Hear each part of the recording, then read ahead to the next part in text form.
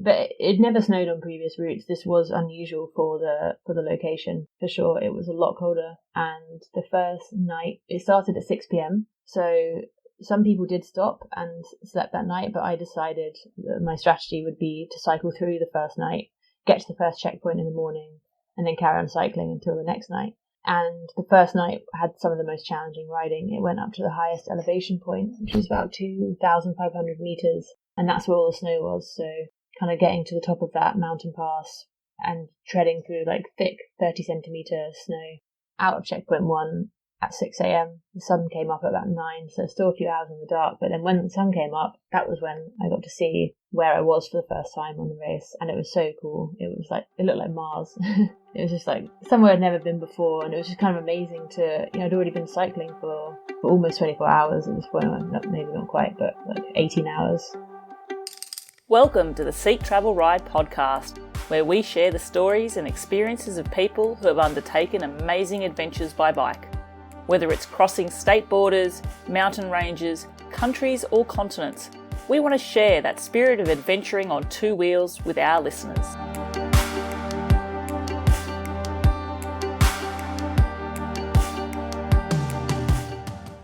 Hello, I'm your host Bella Malloy, and I'm very excited to introduce our guest for today's podcast, Leanne Bentley. Leanne's passion for riding bikes has recently seen her turn attention towards off-road bikepacking. In 2022, she rode the Dales Divide, a self-supported ultra-cycling event through the Yorkshire Dales in the UK. And more recently, she competed in the 2023 Atlas Mountain Race, where the challenges of distance, remoteness and terrain were turned up to next level. I'm really looking forward to learning more about Leanne and hearing her share her experiences as an off-road ultra-endurance athlete. Leanne, welcome to the show. Hi, thanks for having me. I'm really excited to be speaking with you today, Leanne, and I'm looking forward to you possibly taking us on the roller coaster that is ultra-endurance off-road bikepack races.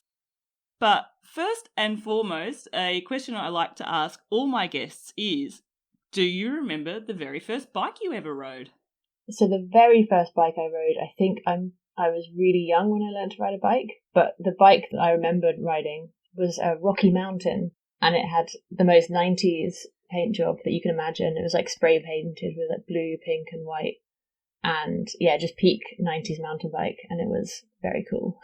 Oh, I'm picturing that with like one of those 90s sort of funny material, like semi-ski type jackets, so it's really loud and proud. Yeah. Yeah, every now and then if you're near a ski village, you'll see like retro ski day, or there will just be someone who's still wearing their ski jacket from the 90s, but I reckon I've just got the colour in my mind of what would match that bike. Yeah, I think you've got it right. I've got a picture of me on it, and I'm wearing a full Newcastle United football kit. It's a very, it's a funny photo. Oh, yeah, the black and white stripes there would set it off quite nicely, I imagine. Leanne, before we get into your story, could you just take a little time now to just briefly introduce yourself to our listeners? Sure. So, yeah, my name's Leanne, and I'm from the UK originally, but I've been living in Amsterdam since 2016. Before that, I used to live in London, was quite into road cycling, like everyone was in 2012 London. And then when I moved to Amsterdam, I kind of had a couple of years off the bike while I got to know a new city, and then really got into bikepacking and off-road cycling after a bit of a pause. I'm a graphic designer, and I run my own design company with a friend of mine. And I also make bikepacking bags as a sort of side Friday hustle. It's a pretty complementary side hustle too, and I guess having something which utilises some of your design skills but really complements your passion for bikepacking as well, it would probably keep your enthusiasm levels high in terms of running that business as well, I imagine. Yeah, for sure. That's why, I didn't intend to set up a business where I was making bags. I just started making them for myself, and that's where it went. But it's been such a nice way to get to know people in the cycling industry, make more cycling friends, which has been really nice. And yeah, me and my business partner on the design side, we just work 4 days a week. So it's a perfect Friday activity for me. Very, very cool. I'm sure we're going to be discussing that in more detail as we get into the show a bit later on. But I wanted to talk a little bit about you, and we spoke about your very first bike, but I always like to get a feel for my guests and to understand whether growing up and early childhood into your teens and your adult life, was the outdoors a big focus for you? For sure, yeah. My family holidays for us were a caravan and a car, and we would drive to France, and we were a family of 5, and we had all 5 bikes strapped to the car at various points, and we would just cycle for the entire holiday. I would just do loops of the campsite until our parents would then take us further afield onto a trail somewhere. But yeah, cycling was a huge part of growing up for me. I was part of a lot of cycling clubs that were all quite strange looking back. One was called grass track racing, which was racing fixed gear bikes on a running track, a grass running track. So very slow on these skinny tyres. It sounds like fun though. Were there actual races as well? Like it's a club, but did you actually race? That would be so cool. Yeah, I mean, that's all we did, but it was for like children racing around a field, so it wasn't very high stakes, but it's still fun. I can imagine there's a lot of adults that would still appeal to though. Yeah, for sure. I wonder if it was, looking back, I wonder if the grass was a sort of safety element to sort of slow us down, and if we fell off, then it wasn't quite as serious as tarmac. Maybe. So that was one of the early clubs, but you mentioned that you were part of a few clubs as well growing up? Yeah, I remember another club that was doing tricks on mountain bikes, but they weren't tricks like you would expect to see on a mountain bike. It would be like, go under this limbo pole or cycle down this flight of stairs in this car park. I think it was basically like they had a car park that they had free use of for an hour, and they would just sort of put random objects in it so we could cycle round them or under them or over them. Actually, Leanne, and just from what I know about some of the bikepacking races that you participated in, I wonder whether some of the early skills you might have developed during some of those tricks may have set in muscle memory and helped you now. Yeah, maybe. You mentioned that you're living in Amsterdam now, and for many people around the world, they would view Amsterdam as the place to be in terms of active travel and cycling to get around and whatnot. You mentioned you spent a couple of years sort of getting to know the city first, but you do cycle commute now too, don't you? Like, it is part of the way that you get around the city is by bike, isn't it?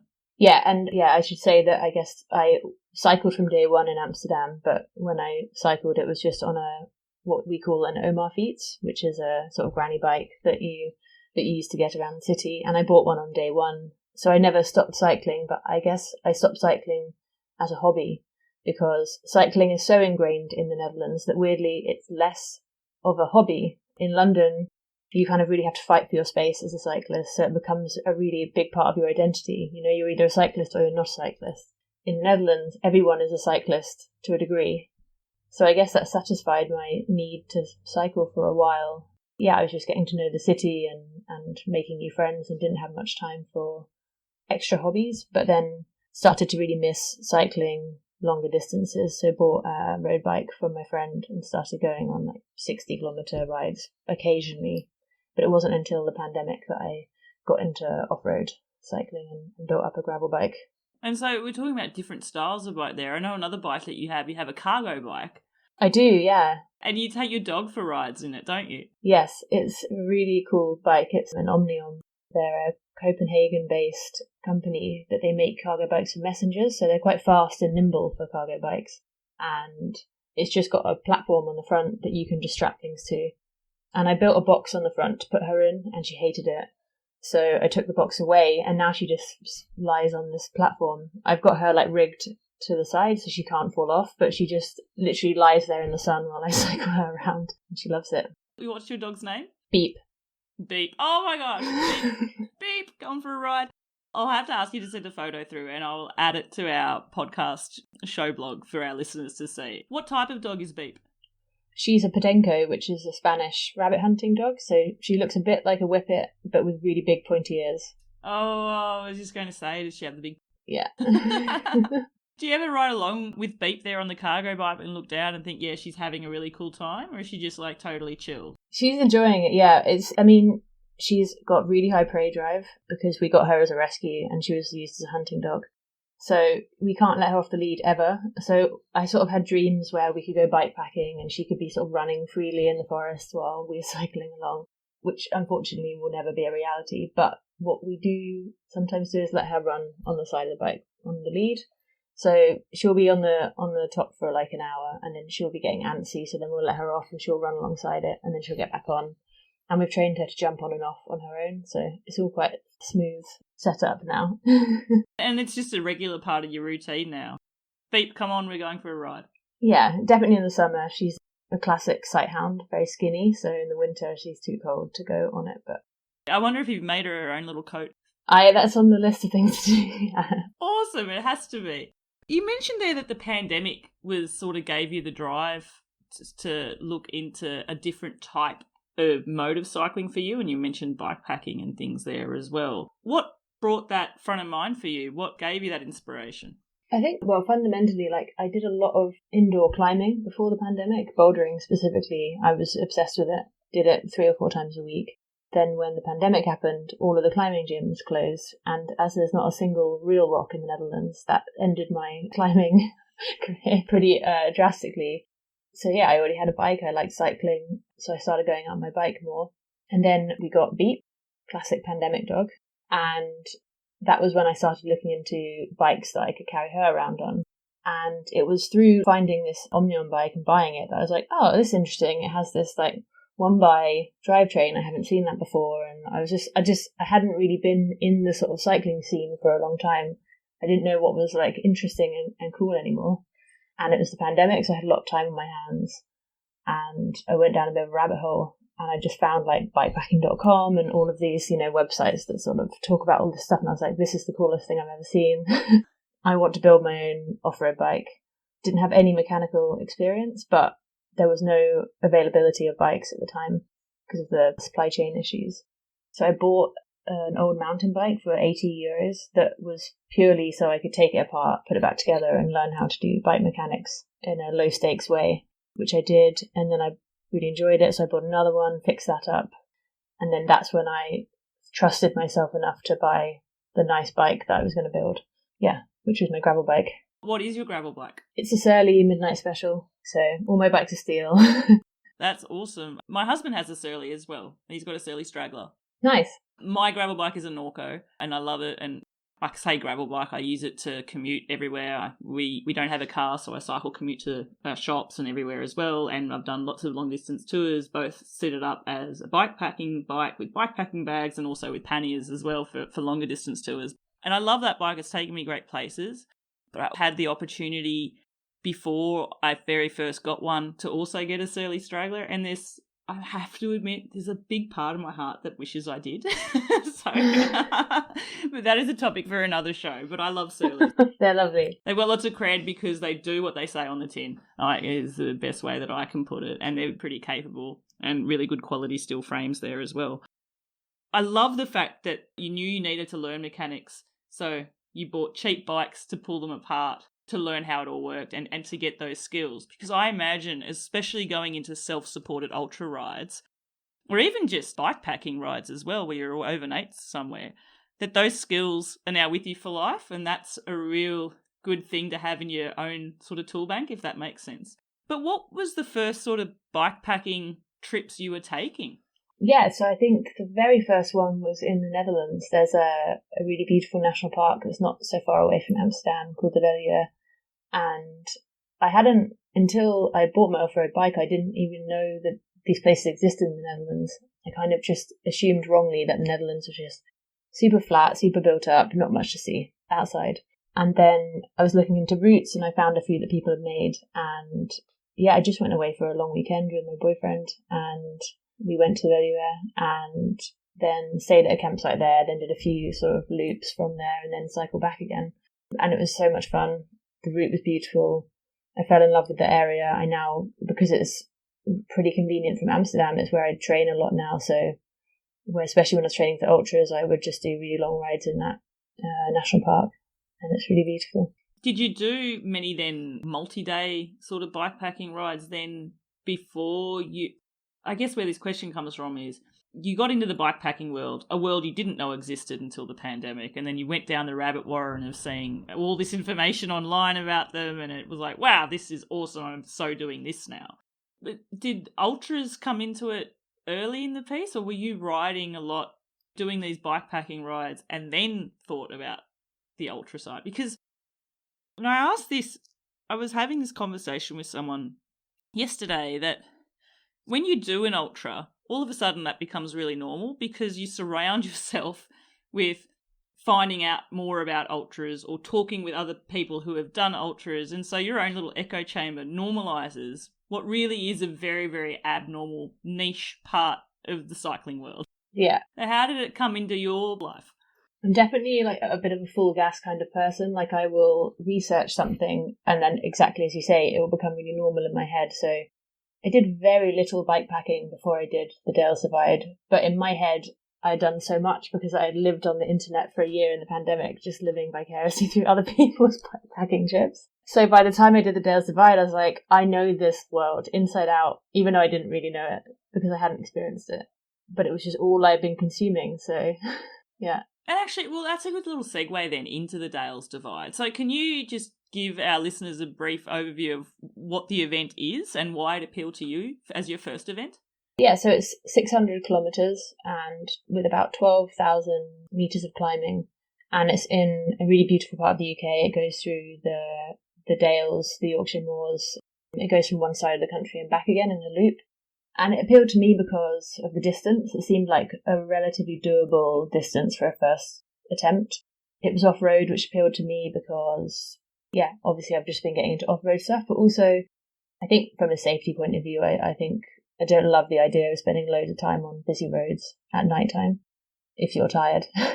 And so, yeah, and I thought it's in the UK. I know the UK, obviously, it's where I'm from. So it was culturally, I thought it was not going to be too challenging, which I think is important because obviously I had all of the normal anxieties around sleeping in the middle of nowhere on your own and things like that. So it felt like the most doable one I could find. It was incredibly difficult still because I took my Surly Midnight Special bike, which is, I call it a gravel bike, but it's really a road bike with big tyres, and the Dales Divide is a mountain bike route. So I was underbiking the whole thing, which was fun in some respects, for sure. But yeah, that made it a challenge in itself. And actually, there's two things that come to mind there. First, like when you say you're underbiking, and for our listeners who don't know what that term means, it means when it's sort of like the biking equivalent of bringing a knife to a gunfight. You've got a tool that'll sort of help, but it's not ideal.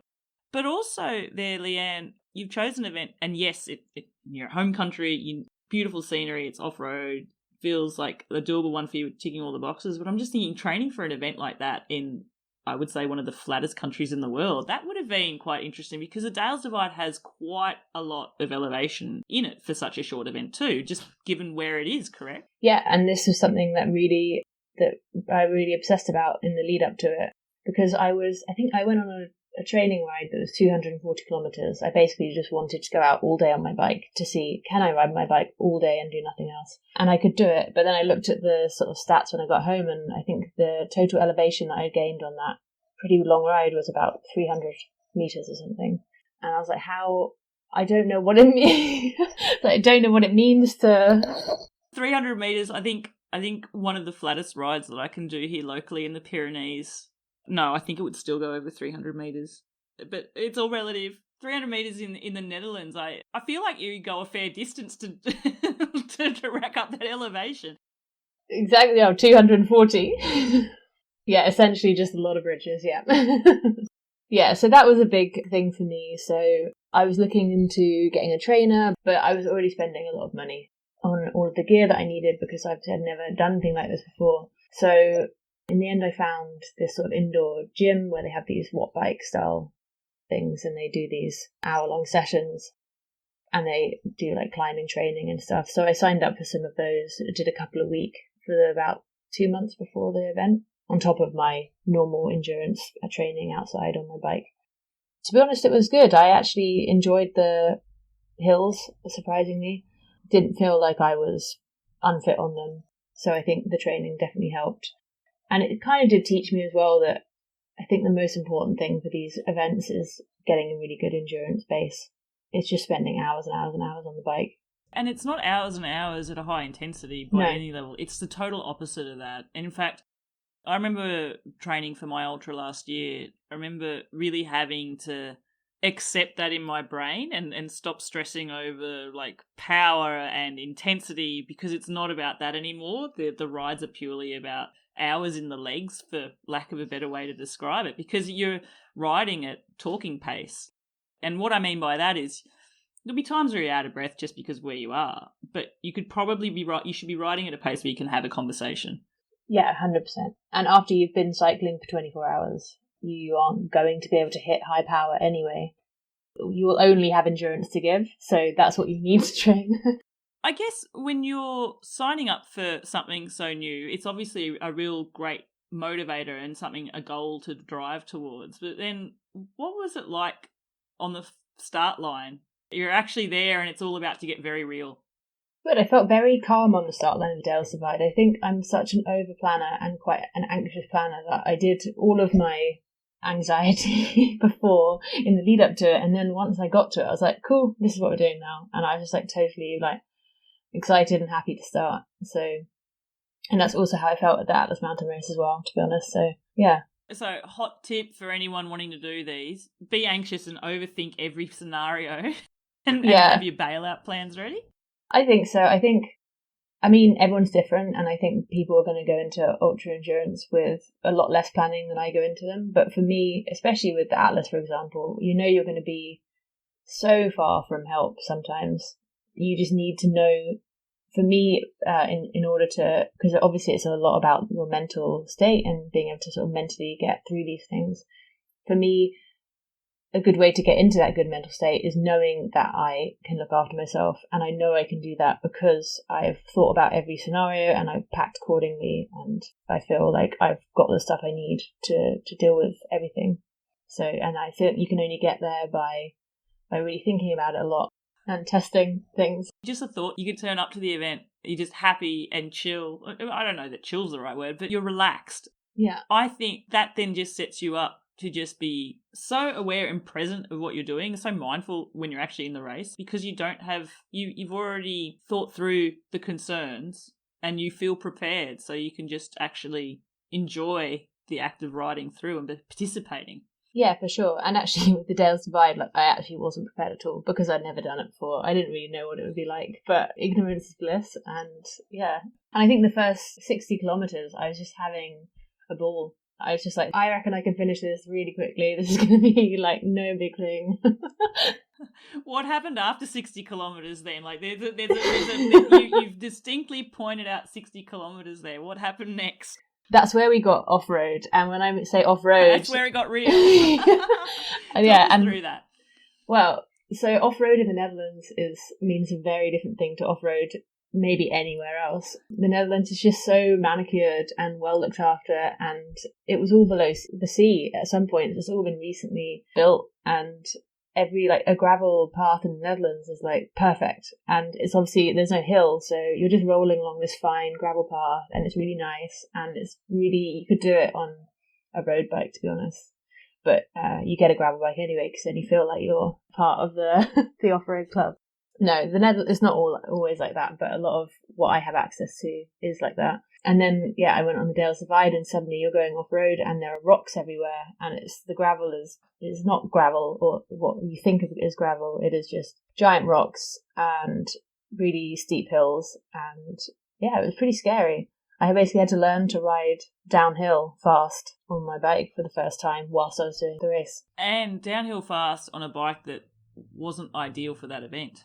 Exactly. It felt like people often talk about feeling like you're in the bike or on the bike and on top of the bike, and I definitely felt on top of the bike. I felt like my chin was sort of inches away from my front wheel. I think the other thing there, like you were talking how the gravel was just so starkly different, and I've really noticed that, especially here in France as well, coming from Australia and in the gravel scene in Australia, where I'd freely admit I got into the gravel scene in Australia to push myself more and more away from the roads in Australia.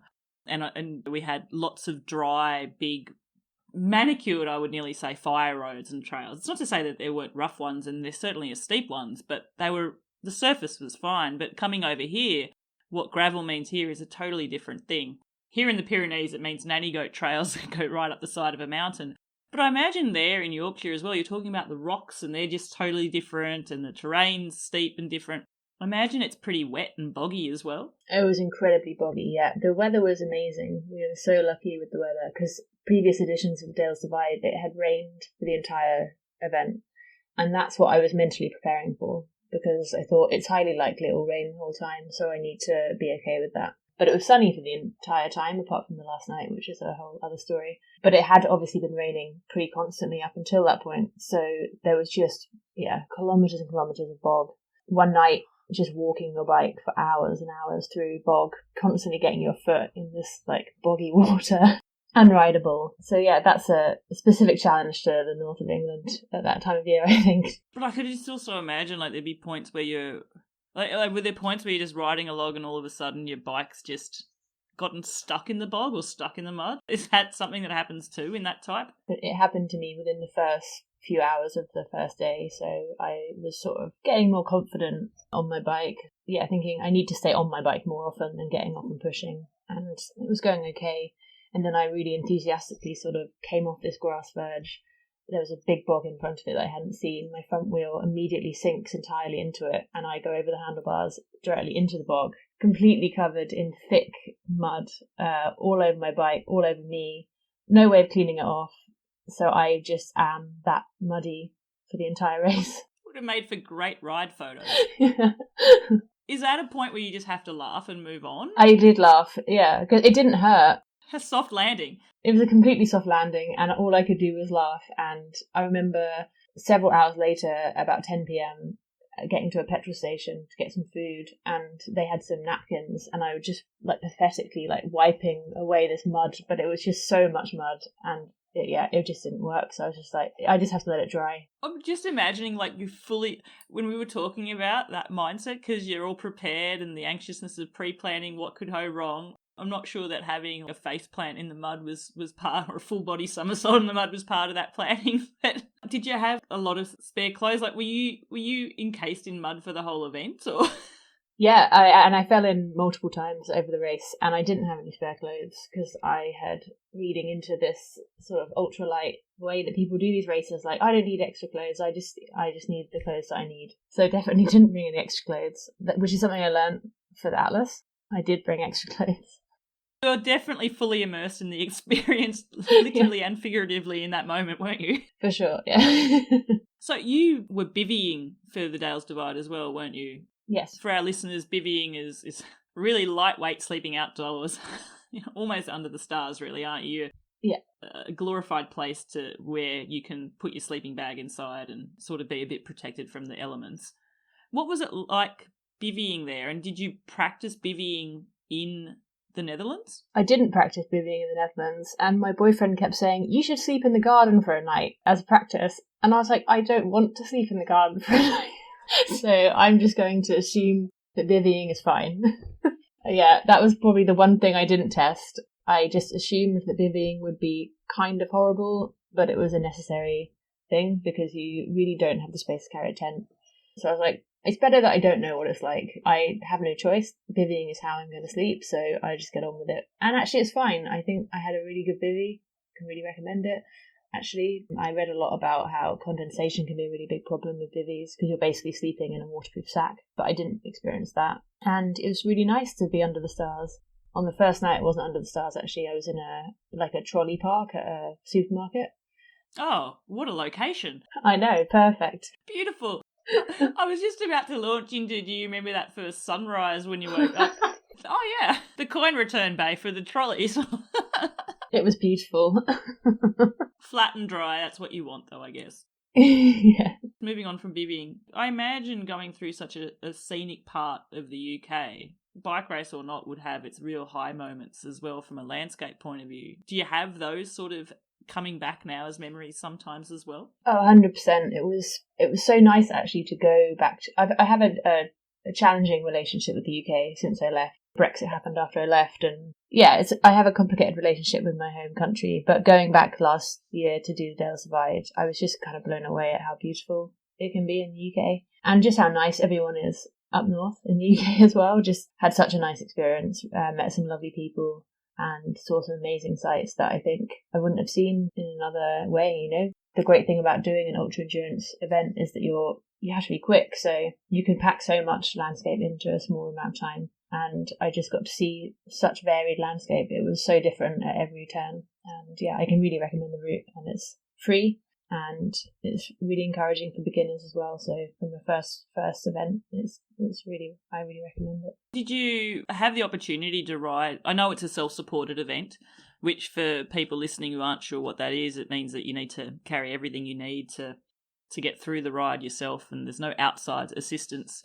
That's not readily available to everybody. So if you need to get your bike fixed and you can't fix it, you can go to a bike store to get it fixed. But did you ride with a lot of other people during that event, or was it very dispersed? No, so yes, it's a good point. The general rules for an ultra endurance race is that you can't help other racers either. So if someone has a flat tire and they don't have something to fix it, you can't give them anything. That would disqualify both of you in most races. But because the Dales Divide is specifically trying to encourage beginners to get into the sport, they don't have that rule. So they actually encourage you to help other riders and to work together a little bit and to help each other out, which fosters a really nice environment and also means a lot of beginners do sign up for it. And because of that, I think I met a few different people on the first day. It was all our first ride. We were kind of riding at the same pace, so we just started riding together and actually ended up doing most of the race together, sleeping in the same spots together. So that was definitely a really nice way to introduce myself to the sport. A lot of my anxieties around sleeping on my own in the middle of nowhere, I did that, but with other people, which was a really great way to introduce myself to it. But also it comes with its downsides, because you're not always listening to your own body 100% of the time. You're making decisions as a group, and sometimes those decisions work for you and sometimes they don't. And you don't come away from the experience with a real profound understanding of your own capabilities, which I think is a really great thing. The reason to do these kinds of events is that you get to really push yourself and figure out what you're made of. You're very right. And whilst you can do these events as a team of two and a pairs, the overwhelming majority of people do these. It's a solo endurance type of challenge and an effort. So I do love the idea that they have made it such a welcoming event, sort of like dipping the toe in the water, dipping the whole body in the mud, to encourage people to sort of get a taste for participating. So was that then, like you said, you felt there were downsides to that? It was the incredible upside of being surrounded by other people that it was the first time for them as well. And so there's the encouragement that comes with a group. The downsides of also feeling conflicted at this not being an individual. You're not fully individual in that moment and in that experience. Would I be right to say that gave you a bit more of a drive for how you chose your next event? For sure, yeah. I just came away from that whole experience. I had such an amazing time. It was obviously really hard, but just looking back on it, it was just one of the best things I'd ever done in my life. And I knew I wanted to do another one, but I knew that I wanted it to be harder and longer, and I wanted to do it on my own. I wanted to start and finish on my own and really take everything I'd learned from the Dales Divide and put it to practice in a bigger event. Yeah, I thought maybe double the distance would be a good starting point. So that's I was looking at the sort of 1,200 kilometre mark.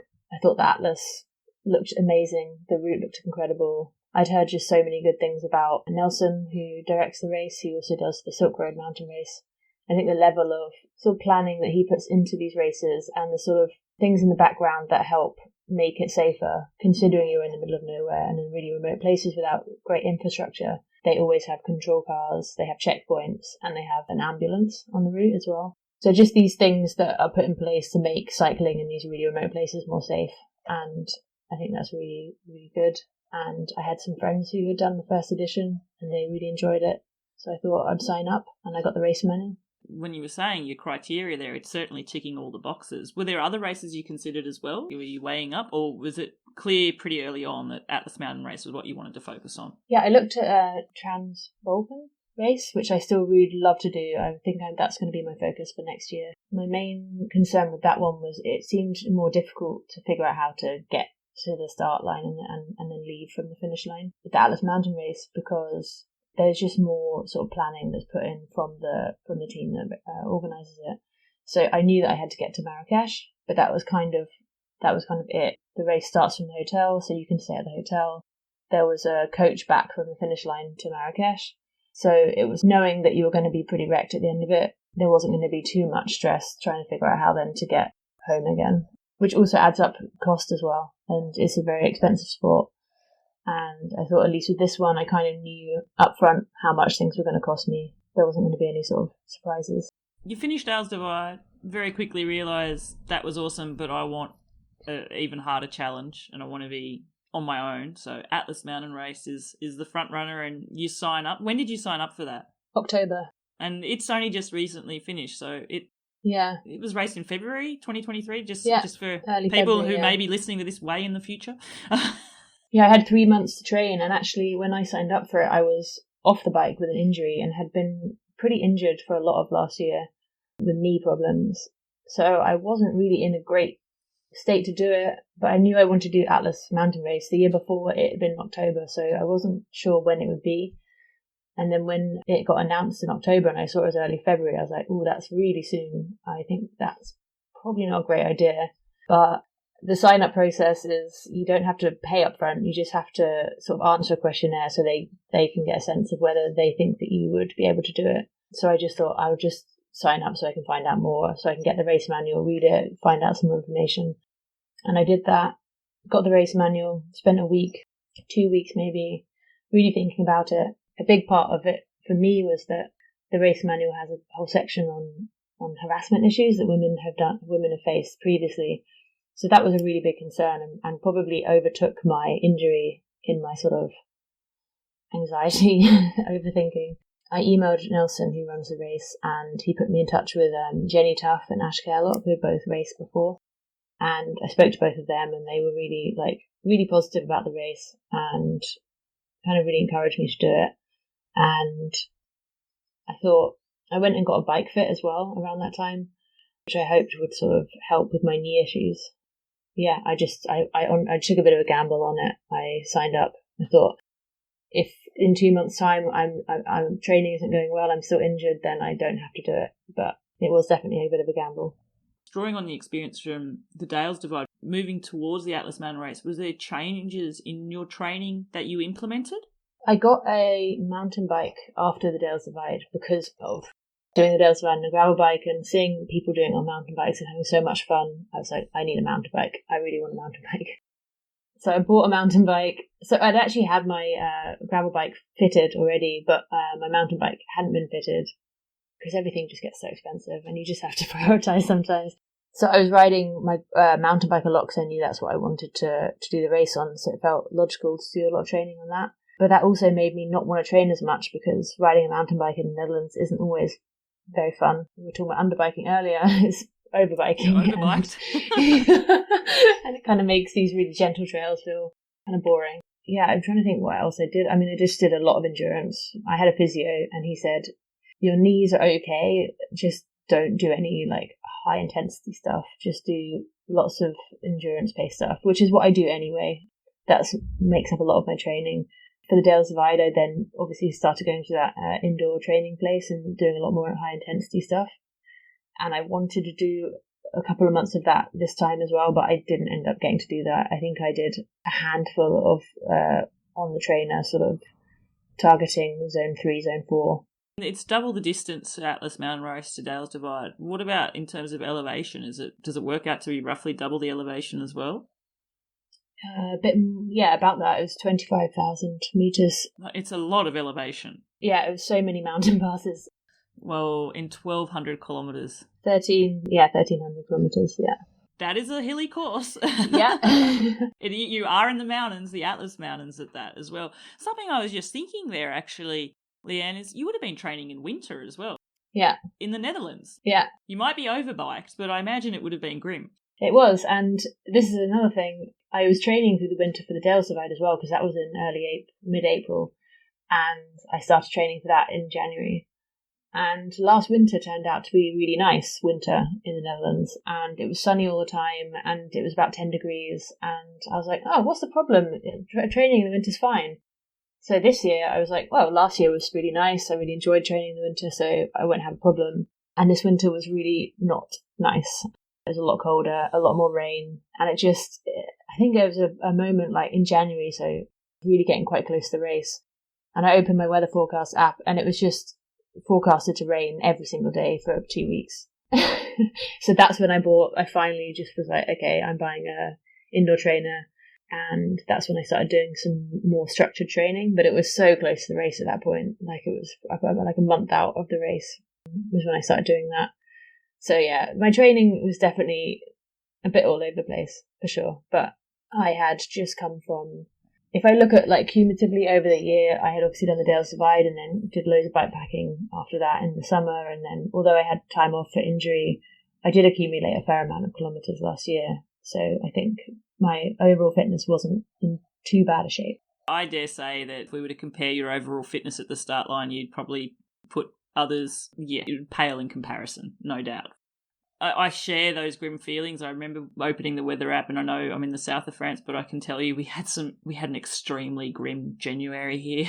Yeah. Where you'd open the weather app and you just go, "Oh, are you kidding me?" But yeah, it is winter. You overcame those challenges, and you were talking there about different types of race anxieties, going from the UK, you know all about that, and culture there, to concerns, potentially anxieties around how you would be treated, or would there be any harassment concerns as a female where you were riding through. And it sounds like the organiser there, and what you were saying with the way they prep the race, it sounds like a really well-run event. They've obviously put a lot of thought and consideration into doing that, which is fantastic. How did it feel then at the start of that event? Did you find you had the same amount of calm that you did at the start of the Dales Divide? I think I definitely had some more anxiety around this race for sure. I got to Marrakesh about 5 or 6 days before the race, and I made sure to go out on a solo ride a few days before the race, and I sort of made a little off-road ride from the hotel about 60 kilometres. I just went and did it on my own because I just really want to do a bit of a vibe check. You know, how am I going to be treated as a solo woman out in this sort of rural area? And I was honestly just absolutely fine, and it really put my mind at ease. Yeah, you obviously still don't know what's coming in the race, and you're going through way more remote areas, but it did just put my mind at ease a bit. And it's funny because with the Dales Divide, I rocked up to the start line, and that was when I met everybody a few minutes before we started. But because of the sort of staying at the hotel nature of the Atlas Mountain Race, I was in this hotel with 200 other riders for several days before the race. And that definitely contributes to anxiety because you're all sitting at breakfast and you're just psyching each other out. It's like you're all bringing your own anxieties to the table. You're all putting them out there, and then you're all taking on other people's anxieties. So I actually met a girl called Gail on the race who intentionally stayed elsewhere. She's done a few more races than me and was like, I know how this goes. I don't want to take on everyone's anxiety. I'm going to stay somewhere else. And what a bit of wisdom. That was really, really clever. But it was also really nice to meet everybody. So pros and cons. Do you know, actually, Leanne, how many women signed up and turned up to the start line of Atlas Mountain Race? It was about 12 and out of 200 plus. So it was really, really a small amount. Less than 5%.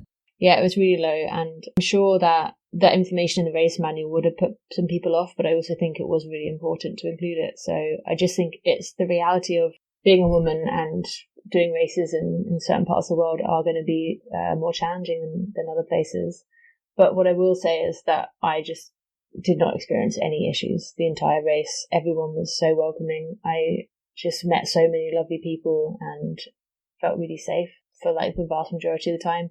And I think when I didn't feel safe, it was more because I was just anxious and tired, and not because of a real reason for feeling unsafe. A perception of not being safe as opposed to the reality of the situation. It's not to dismiss those anxieties. Unfortunately, they exist for many of us for the way the world is and the way we live in it day to day as well. It was interesting. I was talking to another guest earlier in our show, Nikki Ray, and she did a cycle tour through all of West Africa, which is amazing and unique in itself. But her experience in Morocco was exactly like yours. She had an amazing time there. She found the people so hospitable and so welcoming. She never felt a threat to her safety. Again, it's those perceptions versus reality. I think what her perspective was, I think Nikki lives in London, was bad things are just as likely to happen, or perhaps even more than likely to happen to her in London than they are in Morocco. So it's an interesting thought to sort of stew on there. Yeah, for sure. I want to get into the race itself then, because this event, when I was reading up about it, it just sounds Wow, it's a challenge on so many levels. The challenges of the location, the remoteness, the terrain, the weather, the climbing, everything's all at once. So if you're signing up for something that's going to test you to the limit, I feel like you've picked a really good one to do. Can you talk us through a bit of your experience riding through this event? Yeah, so I think there was a few things that made me think that this event would be easier than some, because weather was a big one for that. It was like, it's in the desert, but it's in winter, so it will be sunny and mild, and it won't rain. So that's one thing you don't have to worry about. And it didn't really rain, so that was good. But it was freezing, or minus 15. Deserts get cold, don't they? And especially at that elevation, because you're taken through some really high points. Yeah, but it never snowed on previous routes. This was unusual for the location, for sure. It was a lot colder. And the first night, it started at 6 p.m. So some people did stop and slept that night, but I decided that my strategy would be to cycle through the first night, get to the first checkpoint in the morning, and then carry on cycling until the next night. And the first night had some of the most challenging riding. It went up to the highest elevation point, which was about 2,500 meters. And that's where all the snow was. So kind of getting to the top of that mountain pass and treading through like thick 30 centimeter snow. Oh, you're walking, right? Yeah, you're hiking. Yeah, you're just pushing your bike. Walking through the bog and the dales, that experience is now being channeled into walking through the snow and the Atlas Mountains. Yeah. Yeah, it was great. It was beautiful up there. I mean, it was a full moon, so it was quite bright, and it just like bounced off the snow. It was an amazing experience to see all of that, but obviously it was just not what anyone signed up for when they thought about doing the Atlas Mountain Race. I also managed to get all of my warm clothes soaking wet. Just before that first pass, I was filling up my water bladder and put it back on my back. I had a running vest where I kept all my water, and I hadn't sealed it properly, and all the water came out and soaked through all my clothes. And It was just before the second pass, where all the snow was. There were no resupply points, completely just remote. And so I just had to really quickly, I just took all my clothes off. I was like, I'm just going to freeze if I keep all these clothes on. I had a raincoat in my frame bag, so I put that on. So I basically had a sort of damp base layer and a raincoat, and that was it. It was minus 10 to minus 15 degrees, and I had no water because it had just gone all over my back. So I knew I was like 3 or 4 kilometers, I wish, 3 or 4 hours away from the checkpoint, and I just had to keep moving. I was like, if I procrastinate and stop too much, then I'm going to get really cold. You get really frozen. Yeah, and I guess the good thing about not having water was that it was at night and it was really cold, so it wasn't like I was getting super dehydrated, but still not great. Not ideal. You may not feel that thirst, but you still need to take water on board, because it's one of those things in an event like this, you're constantly depleting your energy stores.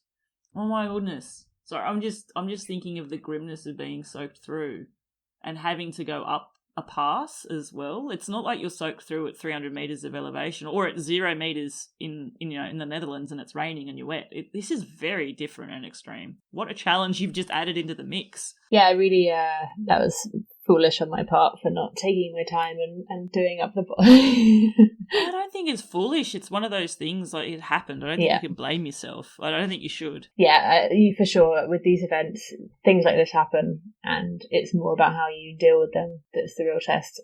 And for me, I just got to checkpoint 1 really quickly. So because of these things, I was like, I need to keep moving. So I think I was actually through checkpoint 1 at kind of front of mid-pack. Definitely didn't stay there. And yeah, all my clothes were still wet when I got there, obviously, because it was nighttime and cold. So I just strapped them all to the back of my bike and then waited until sort of the afternoon when they could dry out properly before I put them back on again. But cycling from out of checkpoint 1 at 6 a.m, the sun came up at about 9, so still a few hours in the dark. But then when the sun came up, that was when I got to see where I was for the first time on the race, and it was so cool. It was like, it looked like Mars.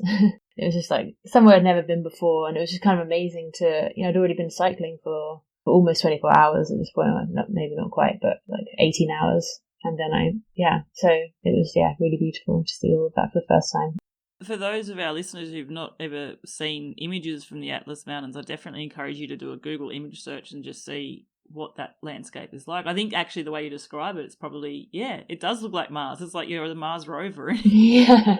Yeah, what a scene. It's an uplifting moment, isn't it, when that sun comes up? Oh, for sure, yeah. And that was a really big theme on the Atlas Mountain Race because it was winter. The nights were really long. The nights were as long as the days. So I slept for 4 hours at night. That was my strategy. I think that's quite common as well. Obviously, people sleep a lot less than that as well. But yeah, so that meant I was cycling in the dark for 8 hours every day, which is a long time. So when the sun did come up every day, that was very nice. How did you find riding in the dark? Were you quite comfortable with it? Did you enjoy it? Yeah, the actual night, riding in the dark was fine. I had a dynamo hub built for my bike and these K-Light mountain bike lights from Australia, actually.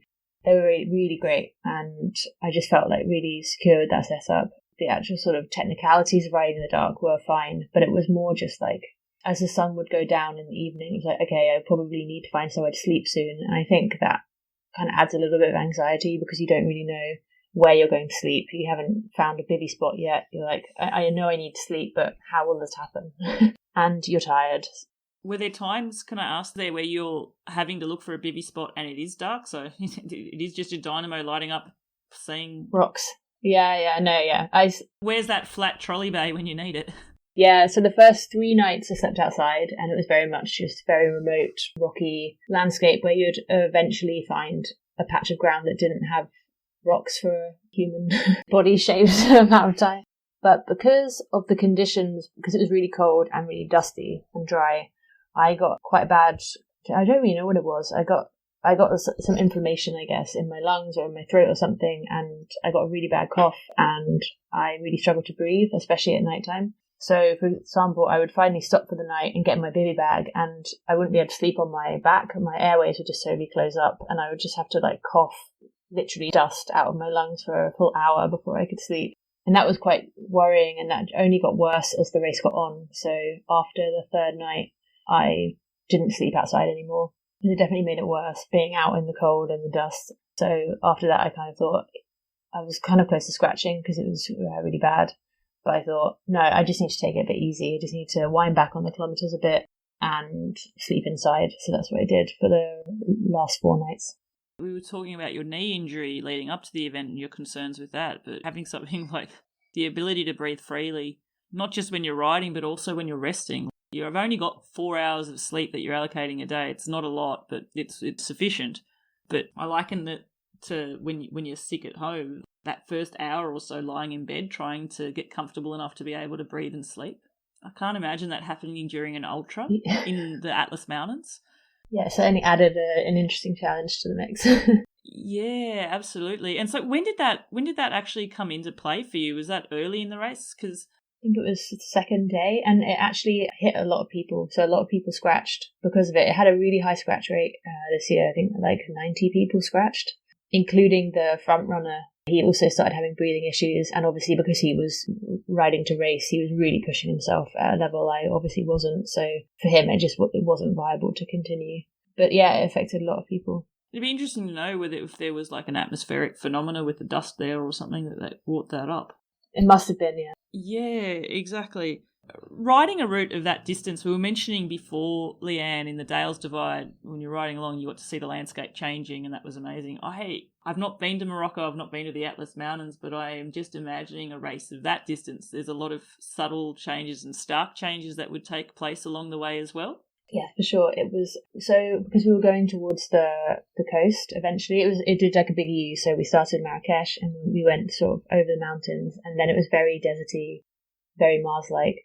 But then as we started to get closer to the coast, it started to get really a lot greener, and it started to feel almost Mediterranean, which is a really nice change after a few days to just see something totally different. And then it also got warmer as well. The closer we got to the coast, it got warmer, which was very welcome. Yeah, in general, the scenery there was just so much amazing scenery to see over the course of the race. Did you find the scenery was uplifting for you?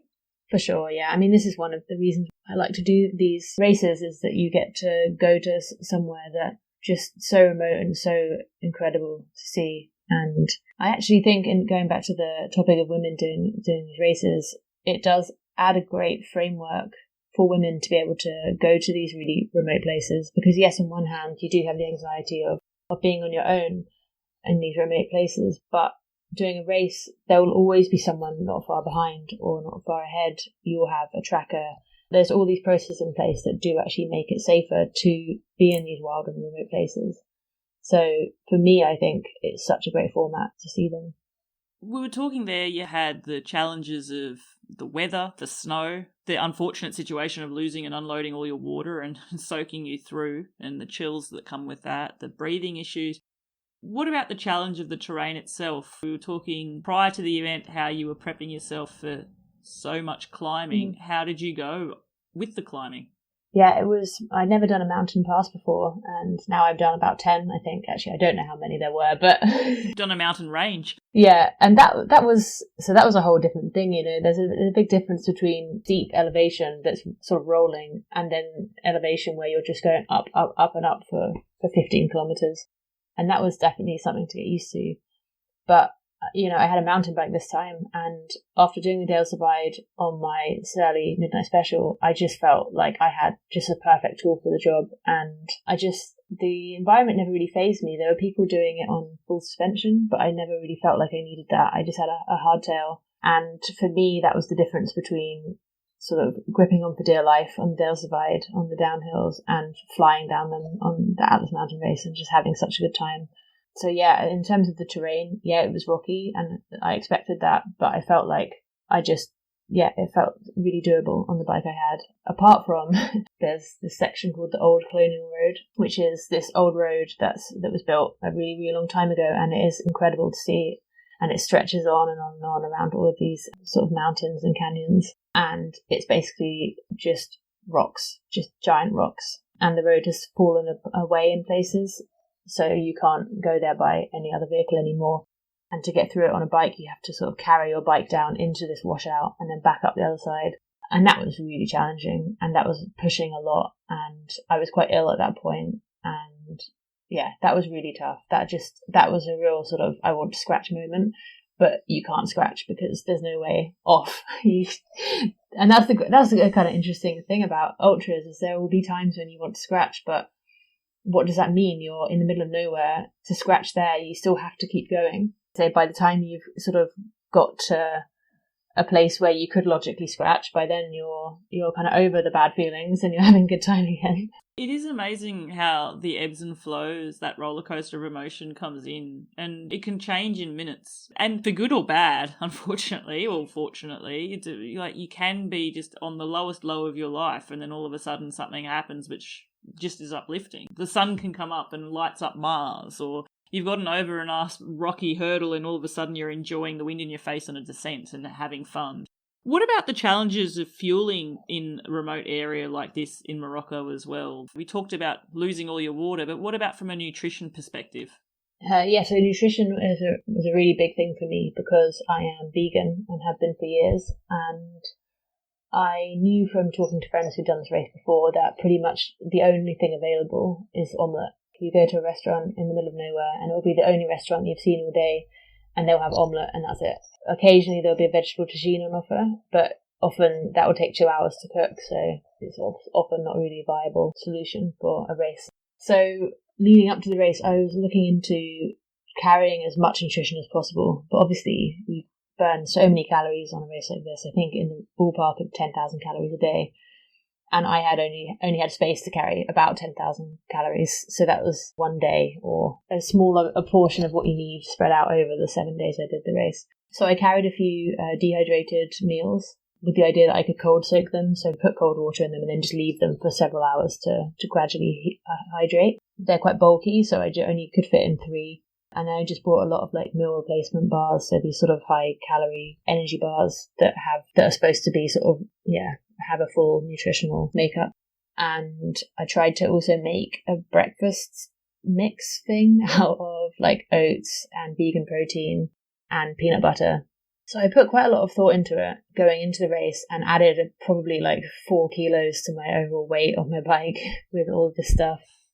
And I did the first 3 days, or maybe 2 days, it's hard to say because of the first night. Anyway, the first considerable portion of the race I did vegan and basically just didn't eat enough. I couldn't find food. I was basically just eating like energy bars. I had my body started to reject everything I was putting into it, and I just didn't eat. Basically threw up quite early in the morning on one day and then didn't eat anything for hours. And that was when I bumped into a control car, and he asked me how I was doing, and I said, yeah, I'm really struggling to eat and I haven't eaten in hours, and I can't find anything to buy that I can eat either. And he basically just said, you need to eat the omelettes. If you don't eat the omelettes, then you'll have to scratch, because you can't keep going like this. You're not eating enough. You're just going to get weaker and weaker. So I took it on board, but I wasn't sort of immediately ready to give up, so I carried on. I got to this little town, and again, all that was available was omelettes, so I bought a packet of crisps. I was like, okay, maybe I just need salt. Sugar is not working anymore, so I ate some crisps, and that was it, and then carried on. And then it was the next morning that I decided that I just needed to give up. I had tried really hard, and that it wasn't viable anymore. So I rolled into this town, went to a restaurant. They had omelettes and pancakes on the menu. So I had 2 omelettes and pancakes and felt full for the first time in days. Yeah. I'm not vegan, but I could appreciate and understand that feeling of wrestling with yourself about having to make that decision. It wouldn't have been an easy one to make. In fact, it would probably possibly nearly be as hard a decision as wrestling with the idea of scratching. Yeah. Realising that if I want to get through this challenge and meet my goal, I'm going to have to make concessions and to do that. Yeah, it was a big thing, obviously, because I am vegan, because of multiple reasons, and I obviously believe that that's a good way to live my life, and it isn't supposed to be easy. You know, it's always going to be challenging. So then I thought, I've chosen to put myself in this scenario, so I need to figure out how to manage it as a vegan. Otherwise, it was a big thing to wrestle with. But I did come away from the experience just also realizing I needed to lighten up a bit about these things, and just like accept that it's not always possible to do everything 100% perfectly. And if everyone in the world ate a bit less meat, then we'd already be in so much of a better place. And if I have to eat an egg once every 5 years, then yeah. You didn't scratch. You got your nutrition sorted. The terrain, even though it was challenging, didn't defeat you. How long was it that you were out on the road before you crossed the finish line? 7 days and 14 hours. What a phenomenal effort. That is just awesome. I hope you look back on all of this event and just feel an increasing sense of pride. Yeah, for sure. I'm really proud of myself that I finished it. There were definitely moments where I really, really wanted to scratch, and I'm just glad that I managed to override those feelings. Yeah, proud. I think that is really what you can take. And you can take so much from this moving forward, because it sounds like ultras are going to be in your life for a little while yet, Leanne, as well. So just like you took lessons from the Dales Divide, the lessons from the Atlas Mountain Race are going to be something else that you've got to take withdrawals from in the next one as well, which is fantastic. So Leanne, again, I feel you should have this overwhelming sense of pride at finishing. But I wanted to ask, when we sign up for an event, we have an expectation of what it's going to be like. Finishing the Atlas Mountain Race, did it live up to your expectations?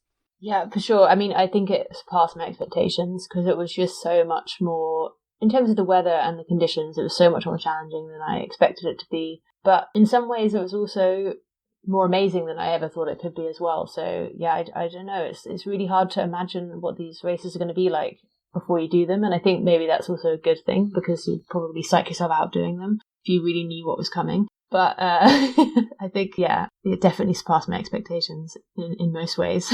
We talk about the mental battle so much in these races, but riding in the manner that you do, in the terrain you do, exposing yourself in those elements, the difficulty with breathing and those lung issues, which was unexpected for you, you can't help but finish a race at 7 days, however many hours. There's obviously a massive toll that would take physically, not just mentally. What was it like actually physically recovering from the Atlas Mountain Race? Yeah, so I was, not to put it lightly, I was in a complete state. It was quite funny to look in the mirror. I didn't recognise myself. I basically inflated. I just swelled up. It was so weird. I didn't get that on the Dales Divide, I guess, because it was shorter, but I just ballooned up. Even my eyelids, my feet, I couldn't put my feet in any of my shoes. I had to wear sandals in winter in Amsterdam. I lost my toenail. That fell off. I had really bad tendinitis in my knees, which I expected going into it. I had saddle sores, so it was uncomfortable. All I could do was lie down, but that was uncomfortable. and I just was the hungriest I've ever been. I just ate. I just was on the sofa eating for a week, which was fun. Yeah, but I mean, because we were talking about there, you had such vast nutrition issues for the first few days and then were totally depleted. And even if you were eating normally and you could have found the food that you were able to eat normally, you're never replenishing what you're burning on these events. It's physically, I think, impossible to eat enough. Yeah. So I could imagine, like, I'd feel hungry for a month.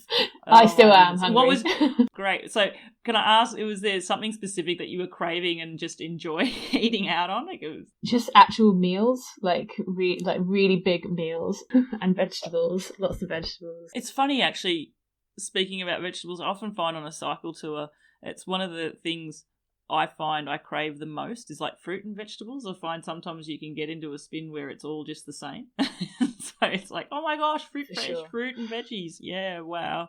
The puffiness you were talking about too, though, that is so bizarre when that happens, isn't it? I wonder if there's a name for that phenomena. I was looking into it a bit because I was a bit concerned, and it is a thing with endurance athletes that you do get. They haven't really given it a name, but they have sort of noted that it happens. But, I mean, obviously also you lose weight. It's hard not to lose weight after an event like this because you are so depleted. So I basically doubled in size and then lost all of that and then lost more within about a week. Oh, what an extreme. Afterwards. So that was quite a trip to see that happen. Time to eat cake. Oh, yeah. I'm still eating a lot. I'm wondering when I should curb that. I think take a sign from your body. If your body says it's hungry, keep eating. Like, I'm sure you still are. Yeah, sure. I wanted to talk briefly now just about, I guess, your side hustle and your fabrication of bikepacking bags. Yes. You created your own bags initially just for yourself. Yeah. I'm guessing you had a really great bespoke setup for your events because of this. Yeah, it was in the pandemic when I was spending too much time online looking at other people's bikepacking, and I had built this bike for myself, and I was like, it would be great to get a frame bag for it, like a custom frame bag so it fits it properly. And I was kind of looking into all of these people that make them, and I was like, oh, this is so cool. Like, I have no sewing experience, but I feel like this would be a really fun thing to learn to do whilst I'm basically locked in the house. So I bought a sewing machine, and I hadn't had any previous sewing experience. I did a bit, I think we did like a week of home ec or something at school. I think I made a pillow or cushion or something, and that was it. Like, didn't know how to thread it or anything, but there's really great communities online for making your own gear. And I was just blown away by the things people were making. People were making like tents and climbing shoes and like sleeping bags and all these things that I was like, how are people making this stuff? It's so cool. So there was a lot of resources out there. And yeah, I eventually made a stem bag, sort of my first prototype of a stem bag. And I made a frame bag. The first one was awful, but it worked. It just looked a bit messy.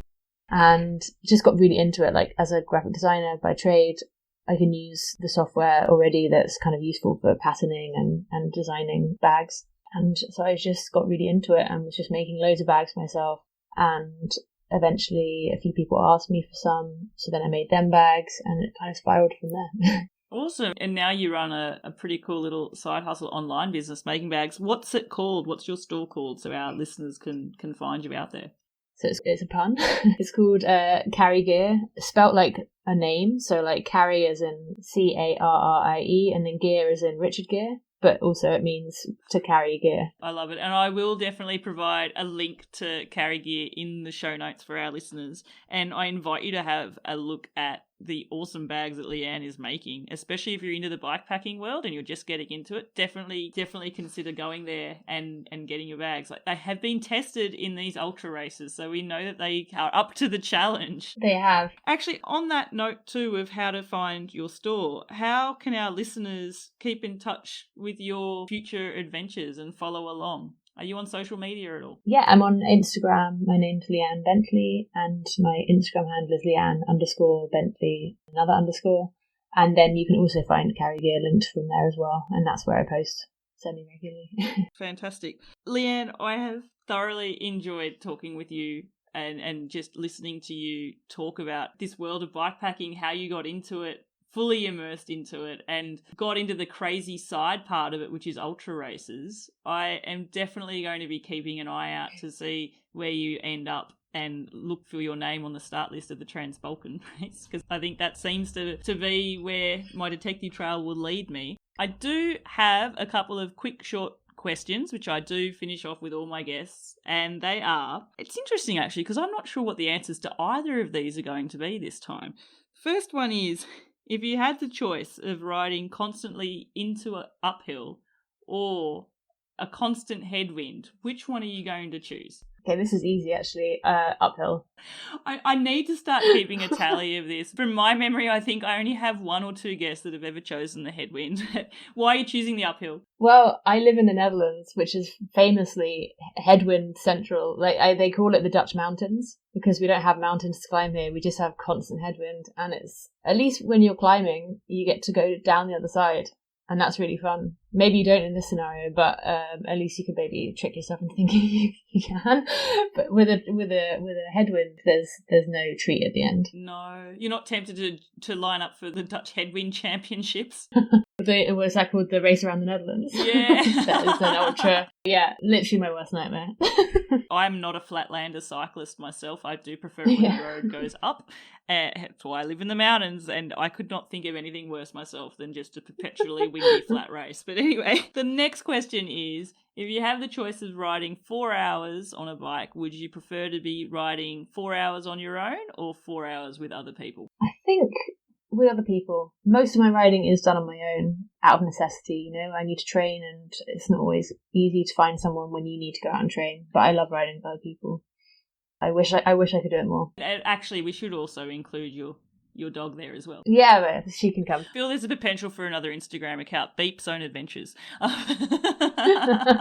Leanne, thank you so much for sharing your story with the Seek Travel Ride podcast. I am really looking forward to keeping an eye out on your future adventures. Yeah, thank you. Thank you so much for having me. It's been really fun. That was such an enjoyable conversation there with Leanne. I really loved a few things there as well. Firstly, how Leanne fell in love with the sport of bikepacking during the pandemic and how she taught herself how to build up her own bike. I really loved that idea. It was pretty clear that some of the lessons she learnt there in the first bikepacking event at the Dales Divide really held her in good stead for the Atlas Mountain Race as well. Notwithstanding changing the type of bike that she would use eventually in the Atlas Mountain Race and moving on from the Surly onto a mountain bike. But also just knowing mentally that she had the resilience to keep on pushing. Could you imagine what it would have been like on that first night in the Atlas Mountain Race as well? Soaked through, freezing cold, heading up this climb in the dark, then trudging through that snow. But I could tell when I was speaking with Leanne just the excitement that she was recounting seeing that landscape, or that moonscape rather, that Marsscape for the first time during that sunrise. And it's those uplifting moments which certainly get you through an ultra cycling endurance event, especially one like the Atlas Mountain Race. Now, if you've been enjoying these interview-style podcasts that I've been producing for you, please do me a favour, give me a rating and review on your podcast player app, and make sure you're following the show as well, just so that you're updated when new episodes are released. If you want to discuss this episode or other episodes in more detail, then join our online community at Reddit. Just do a search on Reddit, Seek Travel Ride Podcast, and you'll find our community page there. And if you yourself have undertaken an amazing adventure on a bike, please get in touch with me. Send an email to podcast@seektravelride.com and ask to be interviewed as a guest for the show. Until the next episode, I'm Bella Malloy. Thanks for listening.